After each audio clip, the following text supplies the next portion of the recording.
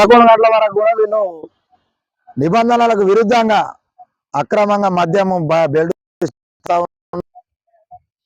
అయినా ఎక్సైజ్ అధికారులు ఎలాంటి చర్యలు తీసుకోకుండా ఈరోజు వాళ్ళు దీని మీద మేము రాత్రి 11 వరకు తెరుస్తా ఉన్నారు. పొద్దున కూడా తెరుస్తా ఉన్నారు, ఇష్టం ఉన్నప్పుడు తెరుస్తా ఉన్నారు. అధికారులు దీన్ని చూసి చూడనట్టు వదిలేస్తా ఉన్నారు. దీనిపై గతంలో కూడా మేము సిఐ గారికి ఇవ్వడం జరిగింది, ఎక్సైజ్ సిఐ గారికి.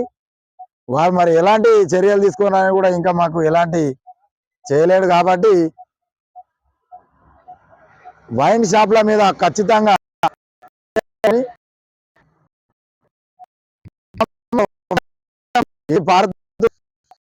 కిరాణా దుకాణాల్లో కూడా మద్యం అమ్ముతా ఉన్నారు. ప్రజల ఆరోగ్యం దెబ్బతిని లివర్లు ఖరాబ్ అయి కిడ్నీలు ఈరోజు భూములు అమ్ముకొని వైద్యం చేసుకునే పరిస్థితి ఏర్పడతా ఉన్నది. మరి ప్రభుత్వ అధికారులు ఈ ప్రభుత్వం ఏం చేస్తుంది మరి అని కూడా మేము డిమాండ్ చేస్తా ఉన్నాం, అడుగుతా ఉన్నాం.